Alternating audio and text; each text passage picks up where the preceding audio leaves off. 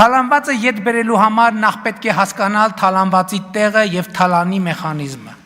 որն առաջին հերթին ստվերային տնտեսությունն է, արհեստական մենաշնորհները, հարկերից խուսափելը։ Եվ այս երևույթների դեմ պայքարում է ձևավորվել վերը նշված հավելյալ, կրկնում եմ, լրացուցիչ, հեղափոխության բերած 4.2 միլիարդ դոլար բյուջետային եկամուտը։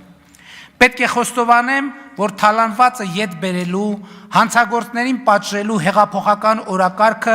մոռացության մատնելը մեր հասցեին ամենահաճախ հնչող մեղադրանքն ու քննադատությունն է։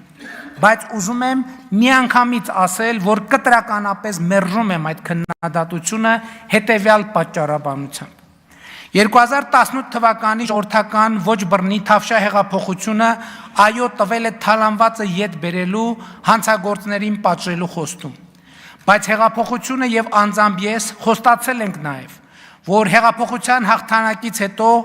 Հայաստանում վենդետաներ չեն լինելու, որ Հայաստանը լինելու է օրենքի եւ իրավունքի գերակայության երկիր։ Ուրեմն ինչպես ենք համատեղելու այդ թվում է իրար հակասող օրակարգերը։ Իրականում օրակարգերը իրար չեն հակասում եւ մենք հենց այդ օրակարգերի իրակցմամբ ենք զբաղված եղել եւ շարունակում ենք դրանով զբաղվել, այն է բացառել վենդետաները, վերադարձնել թալանվածը, պատժել հանցագործներին եւ Հայաստանի Հանրապետությունը չդարձնել բեսպրեդելի սև խորշ աշխարհի քարտեզի վրա, այլ ընդհակառակը օրենքի գերակայությունը դարձնել անշրջելի եւ ինստիտուցիոնալ։ Սա հարցի իրավաքաղաքական եւ բարոյական կողմն է, բայց կա նաեւ գործնական կողմը։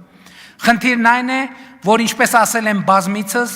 թալանվածը պահեստավորված չէ մի կոնկրետ հասցեում, որ գնաս բարձես բեռնատարները եւ վերադարձնես։ Թալանվածը տեղաբաշխված է տարբեր տեղերում, տարբեր ձևերով։ Երբեմն դա Հայաստանում է, երբեմն արտերկրում, երբեմն մեզ հայտնի անձանց անունով է, երբեմն մեզ լրիվ անծանոթ դրածո անձանց անունով, երբեմն անշարժ գույք է, երբեմն գումար, երբեմն արվեստի գործ, երբեմն բաժնետոմս, երբեմն գողացված է անհատից, երբեմն կառավարությունից, երբեմն համայնքից, երբեմն իրավաբանական անձից։ Երբեմն օտարված է երրորդ անձի, որը բարեխիղճ ձեռքբերող է եւ կապ չունի թալանի եւ կոռուպցիոն սխեմաների հետ, շուկայում տեսել է իրեն հետաքրքրող ապրանք եւ օրինական կերպով պարզապես գնել։ Ինչ ենք մենք արել ուրեմն։ 2019 թվականից սկսել ենք թալանի գործյան հանգույցը արձակելուն ուղղված համակարգ ձևավորել։ Այդ գործը արել ենք հետևողական ու սկզբունքորեն։ Այդ գործը հետևողականորեն շարունակել ենք COVID-ի համավարակի, պատերազմի, ետպատերազմյան ճգնաժամի, տարածաշրջանային էսկալացիաների, համակարգային թալանի դիրքերից հանդես եկող քաղաքական ուժերի դիմադրության, աշխարհակարգի փլուզման, Հայաստանի ժողովրդավարական իմիջը միջազգայինորեն պահպանելու կենսական անհրաժեշտության պայմաններում, զուգահեռ տնտեսությունը աճեցնելով աննախադեպ չափերով 43.5%-ով։ Ուշադրություն դարձրեք։ 2018-24 թվականներին Հայաստանի տնտեսությունը աճել է, իրական աճի մասին է խոսքը, 43.5%-ով։ Ինչպես վերը նշեցի, այս ողջ գործընթացի զուգահեռ բյուջեին բերելով լրացուցիչ 4.2 միլիարդ դոլար եկամուտ, ապահովելով մեր երկրի կայունությունն ու անկախությունը, մեծացնելով մեր երկրի ինքնիշխանությունն ու ինքնիրույնությունը,